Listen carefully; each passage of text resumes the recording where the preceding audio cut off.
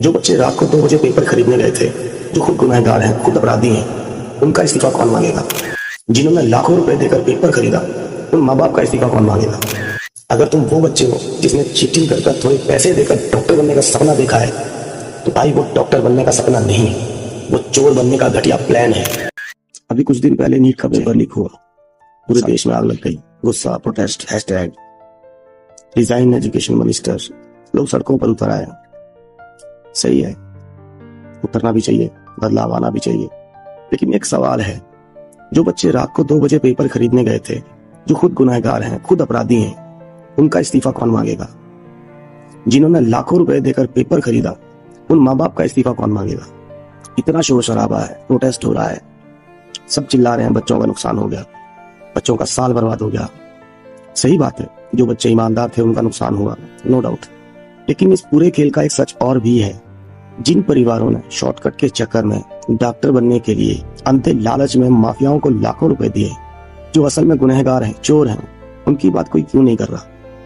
पैसे दिए, paper cancel हुआ, री एग्जाम हुआ, कैरियर भी दांव पे लग गया, लेकिन फायदा किसका हुआ? पेपर माफिया का।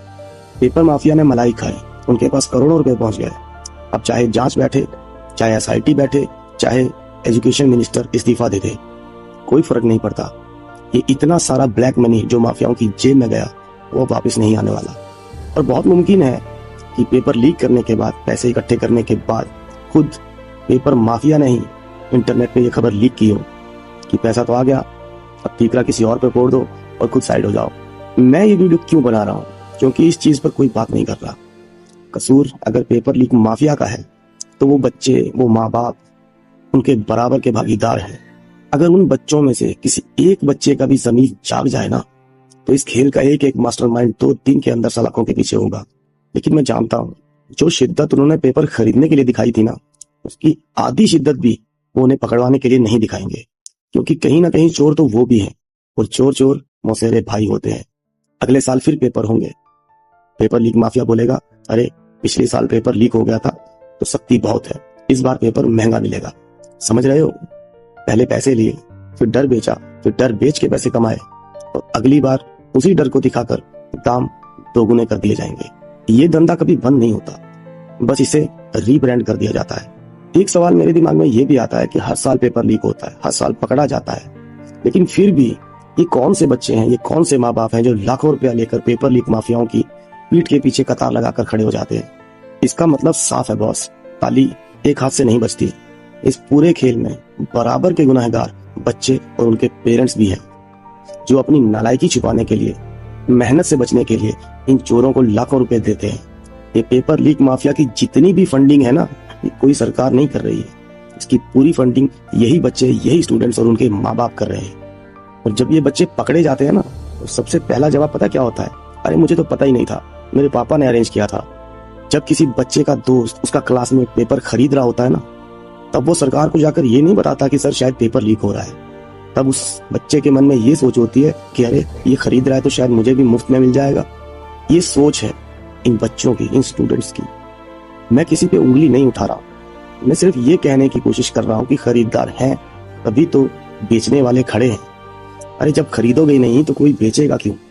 कमी सिस्टम में नहीं है, कमी हम में है, हमारी चुप्पी में है, कमी कहीं ना कहीं हमारे बच्चों में है।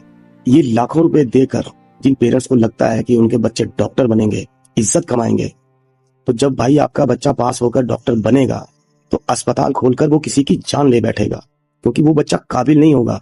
एग्जाम तो उसने कभी दिया ही नहीं, वो तो चोरी करके डॉक्टर बना है। ऐसे में क्या उस डॉक्टर की इज्जत होगी?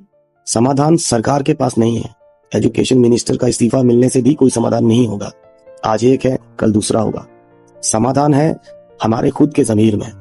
अगर हर स्टूडेंट और उनके माँ बाप अपने मन में ये चीज ठान लेना कि चाहे जो मर्जी हो जाए, हम किसी को एक चवन्नी नहीं देंगे, अपनी मेहनत से डॉक्टर बनेंगे। जिस दिन डिमांड बंद हो जाएगी, उस दिन सप्लाई अपने आप ठप पड़ जाएगी। इन माफियाओं का ये लाखों करोड़ों का व्यापार खुद ये माफिया नहीं है, बल्कि वो स्टूडेंट्स और उनके माँ बाप हैं जो लाइन लगाकर इनके पीछे खड़े रहते हैं। मेरे वीडियो बनाने का मकसद सिर्फ इतना है कि अगर तुम ये वीडियो देख रहे हो ना, तो अपने आप से पूछो, क्या गलती तुम्हारी नहीं है? क्या तुम इस खेल में बराबर के भागीदार नहीं हो? अगर सिस्टम को बदलना है तो पहले शॉर्टकट वाली अपनी इस मानसिकता को बदलो। अगली बार जब कोई पेपर खरीदने का मौका मिले या मन में ख्याल आए ना, तो मेरी बातों को जरूर सोचना। अगर तुम वो बच्चे हो जिसने चीटिंग कर कर थोड़े पैसे देकर डॉक्टर बनने का सपना देखा है, तो भाई वो डॉक्टर बनने का सपना नहीं है, वो चोर बनने का घटिया प्लान है। बाकी अगर मेरी बात समझ में आई हो, मेरा कॉन्सेप्ट समझ में आया हो, तो इस वीडियो को एक स्टूडेंट के साथ जरूर शेयर करना। अगर एक भी स्टूडेंट सुधर गया तो मैं समझूंगा मेरा वीडियो बनाने का मकसद पूरा हो गया। जय हिंद।